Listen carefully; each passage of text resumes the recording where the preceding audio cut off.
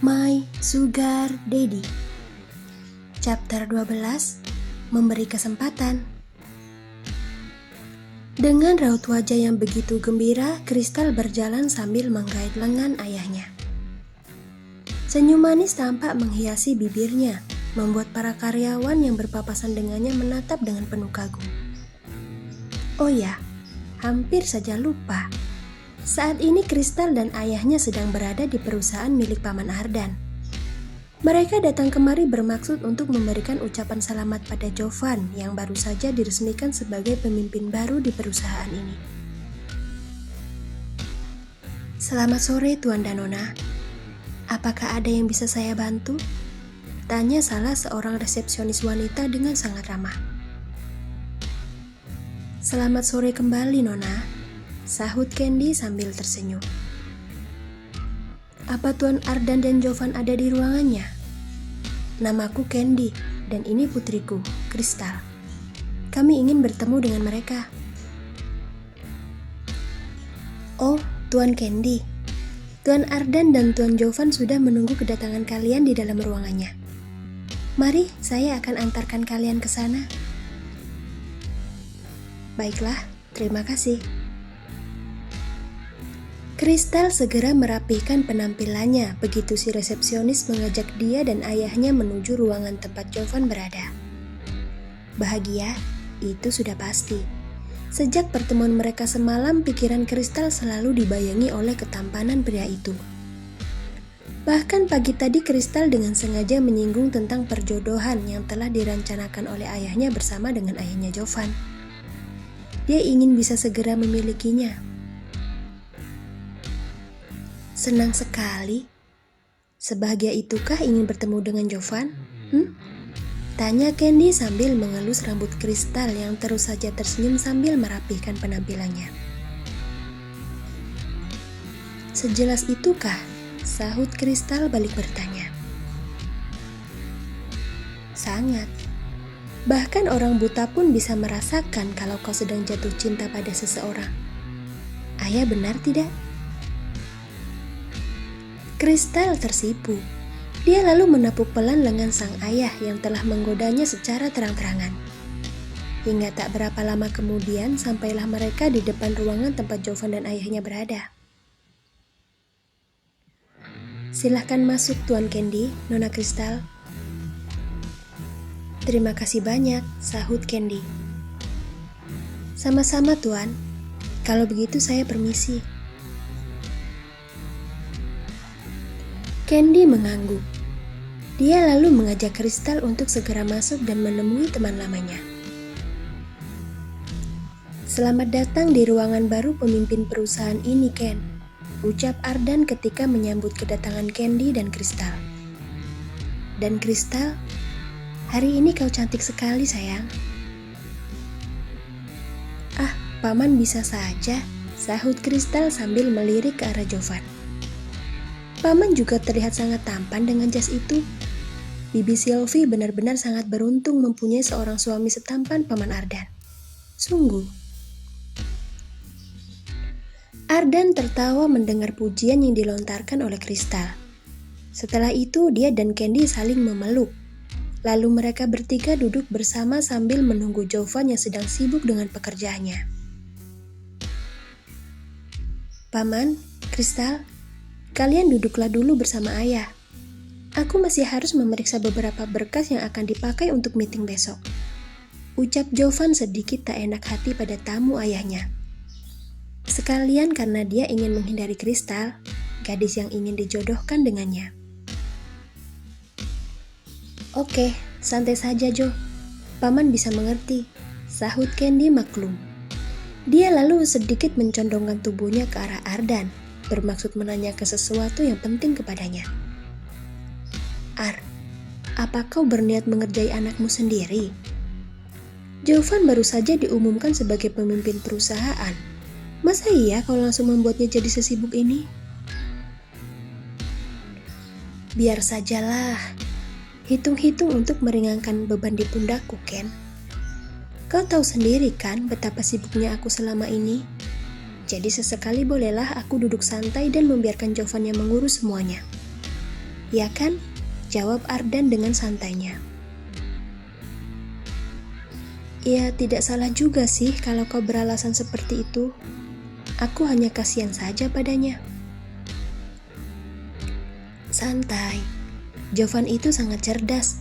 Pekerjaan kecil seperti itu tidak akan mungkin membuatnya stres. Hai, terserah kau sajalah. Tapi ngomong-ngomong, setelah ini apa yang akan kau lakukan? Apa kau sudah tidak akan datang ke perusahaan lagi? Kristal hanya diam sambil mendengarkan obrolan antara ayahnya dengan ayah Jovan. Ekor matanya sama sekali tidak berhenti melirik ke arah Jovan, mencuri-curi pandang untuk menikmati ketampanan pria itu. Jujur, sebenarnya Kristal sedikit kecewa karena Jovan lebih memilih untuk tetap bekerja ketimbang mengobrol dengannya. Padahal selama dalam perjalanan kemari, Kristal sudah membayangkan kalau Jovan akan mengajaknya berkeliling untuk melihat-lihat perusahaan miliknya. Tapi apa mau dikata, ternyata hayalan tidaklah seindah kenyataan. Karena pria itu malah sibuk sendiri dengan pekerjaannya. Jovan yang merasa seperti sedang diperhatikan tanpa sengaja melihat ke arah Kristal. Dan bulu kuduknya langsung meremang begitu melihat reaksi Kristal yang seperti tersipu malu karena tak sengaja beradu pandang dengannya. Apa-apaan dia? Dipikirnya aku akan terpesona apa melihatnya bersikap malu-malu begitu? Untung Nania sedang tidak ada di sini. Kalau ada, aku berani jamin Kristal pasti akan langsung dihajar olehnya. Ujar Jovan dalam hati. Jo, kenapa kau tidak meminta sekretarismu saja yang mengerjakan berkas-berkas itu? Ucap Kristal memberanikan diri untuk bertanya. Dadanya tak berhenti berdebar setelah tadi tidak sengaja ditatap oleh Jovan. Untuk sekarang aku masih belum mempunyai sekretaris pribadi, Kris.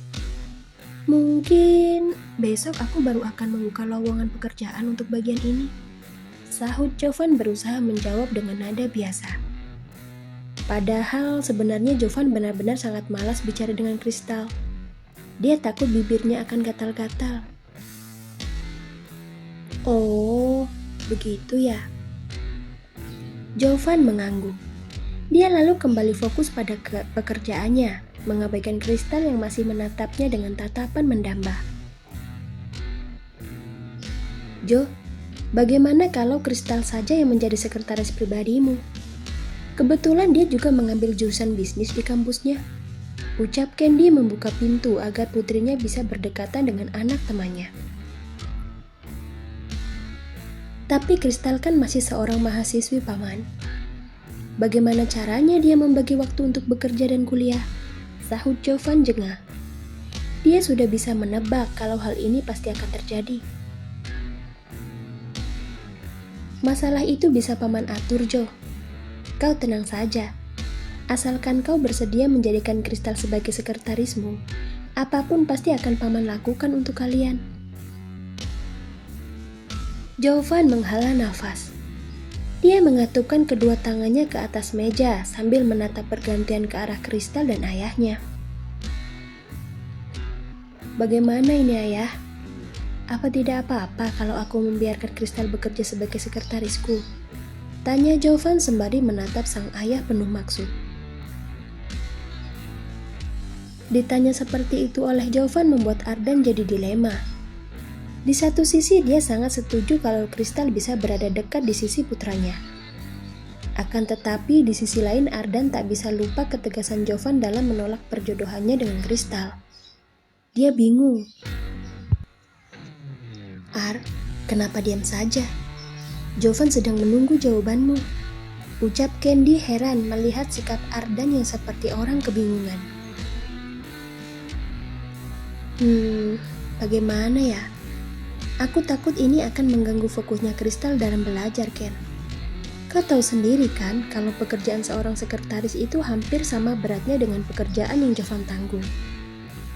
Ini bukannya aku menolak Kristal menjadi sekretarisnya Jovan ya, sahut Ardan mencoba menjawab sebijak mungkin. Paman, Paman tidak perlu khawatir. Aku berani jamin kalau kuliahku tidak akan mungkin terganggu meskipun aku bekerja sebagai sekretarisnya Jovan. Ya, sekalian aku belajar sebelum nanti aku masuk ke dunia bisnis untuk menggantikan ayah. Benar tidak? Timpal Kristal meyakinkan ayahnya Jovan agar mengizinkannya bekerja di perusahaan ini. Ardan lagi-lagi terdiam. Dia bingung harus menjawab iya atau tidak. Tak mau salah bicara, Ardan memilih untuk mengalihkan keputusan pada Jovan saja. Jo, karena kau yang membutuhkan sekretaris, maka ayah serahkan jawabannya kepadamu. Terserah apakah kau akan mengizinkan Kristal atau tidak, ayah tidak akan ikut campur. Bagaimana ya? Sahut Jovan menahan kesal. Atau jika tidak begini saja, Kris. Karena aku membutuhkan sekretaris yang benar-benar bisa membantu mengurangi beban pekerjaanku, aku akan memberimu waktu selama 3 bulan untuk masa percobaan. Jika memuaskan, kau boleh lanjut bekerja padaku. Bagaimana? Apa kau setuju? Baiklah, begitu juga tidak apa-apa. Iya kan ayah, paman? Jawab Kristal kegirangan. Candy dan Ardan kompak mengangguk. Mereka turut senang akan kesempatan yang diberikan oleh Jovan tanpa menyadari kalau Jovan sebenarnya merasa kesal atas hal ini.